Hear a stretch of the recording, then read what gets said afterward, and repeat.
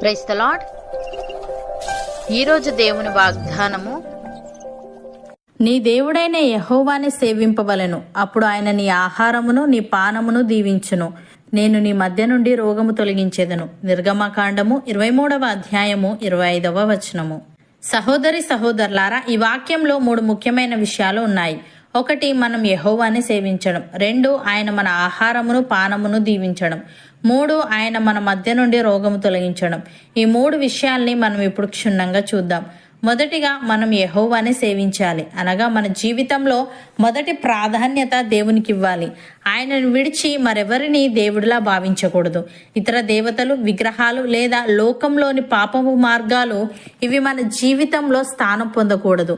ఉదాహరణకు, యెహోషువ నేనును నా ఇంటివారు యెహోవాను సేవించెదము అని అన్నాడు.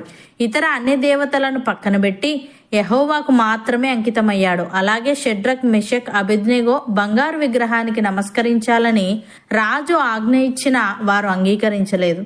మేము మా దేవుడైన యెహోవాని సేవించెదము అని నిలబడ్డారు. ఫలితం, అగ్నిగుండంలో నుండి కూడా హాని లేకుండా రక్షింపబడ్డారు. ప్రియులారా, మనల్ని సృష్టించింది ఏకైక దేవుడు. ఆ దేవుణ్ణే మనం అనునిత్యం సేవించాలి. అప్పుడు ఆయన మన ఆహారమును పానమును దీవిస్తానని, మన మధ్య నుండి రోగము తొలగిస్తానని తెలియజేశాడు. ప్రియులారా, ఈ దీవెన కేవలం పరిమితి కాకుండా సంతృప్తి మరియు సమృద్ధిని ఇస్తుంది.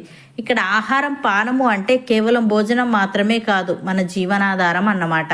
ఇది దినసరి అవసరాలు, జీవనోపాధి, ఆదాయం, వనరులు అన్నింటినీ కలుపుకుంటుంది. అలాగే మన మధ్య నుండి రోగము తొలగిస్తానన్నాడు. ఇక్కడ రోగం అంటే కేవలం శారీరక వ్యాధులు మాత్రమే కాదు, ఆత్మీయ రోగం, భావోద్వేగ రోగం, మానసిక రోగం లాంటివి కూడా. దేవుని సమక్షంలో ఉండడం మనకు ఒక రక్షణ కవచంలా ఉంటుంది.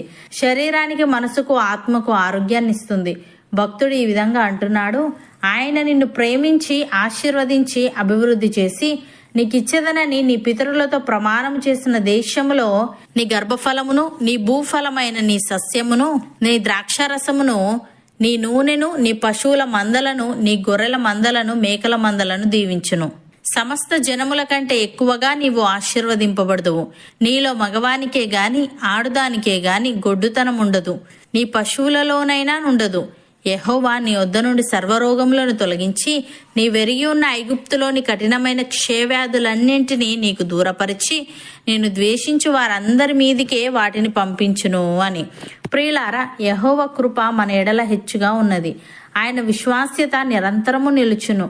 కాబట్టి సమస్త అన్యజనులారా యెహోవాను స్తుతించుడి, సర్వజనములారా ఆయనను కొనియాడుడి, యెహోవాను స్తుతించుడి. కీర్తనకారుడు ఈ విధంగా అంటున్నాడు, నా ప్రాణమా యెహోవాను సన్నుతించుము, నా అంతరంగముననున్న సమస్తమా ఆయన పరిశుద్ధ నామమును సన్నుతించుము. నా ప్రాణమా యెహోవాను సన్నుతించుము, ఆయన చేసిన ఉపకారములలో దేనిని మరువకము. ఆయన నీ దోషములన్నింటినీ క్షమించువాడు, నీ సంకటములన్నింటినీ కుదుర్చువాడు. సమాధిలో నుండి నీ ప్రాణమును విమోచించుచున్నాడు, కరుణా కటాక్షములను నీకు కిరీటముగా ఉంచుచున్నాడు. పక్షిరాజు యవ్వనము వలె నీ యవ్వనము క్రొత్తదగుచుండునట్లు మేలుతో నీ హృదయమును తృప్తిపరచుచున్నాడు అని. సహోదరి సహోదరులారా, యెహోవాను స్తుతించుడి. యాకోబు వంశస్థులారా, మీరందరూ ఆయనను గణపరచుడి. ఇజ్రాయెల్ వంశస్థులారా, మీరందరూ ఆయనకు భయపడుడి. ఆయన బాధపడు వాని బాధను తృణీకరింపలేదు, దాన్ని చూచి ఆయన అసహ్యపడలేదు. అతనికి తన ముఖమును దాచలేదు. వాడు ఆయనకు మొరపెట్టగా ఆయన ఆలకించెను. మహాసమాజంలో నిన్ను గూర్చి నేను కీర్తన పాడెదను. ఆయన యందు భయభక్తులు గలవారి ఎదుట నా మ్రొక్కుబడులు చెల్లించెదను. దీనులు భోజనము చేసి తృప్తి పొందెదరు. యెహోవాను వెతుకువారు ఆయనను స్తుతించెదరు. మీ హృదయములు తెప్పరిల్లి నిత్యము బ్రతుకును. నమ్మిన వారు నాతో పాటు ప్రార్థనలో ఏకీభవించండి. పరిశుద్ధుడా, ప్రేమగల తండ్రి, మేము నిన్నే సేవింపవలనని, అప్పుడు నీవు మా ఆహారమును పానమును దీవించుదువని, మా మధ్య నుండి రోగము తొలగించుదువని తెలియజేశావు. తండ్రి, నీకు స్తుతులు.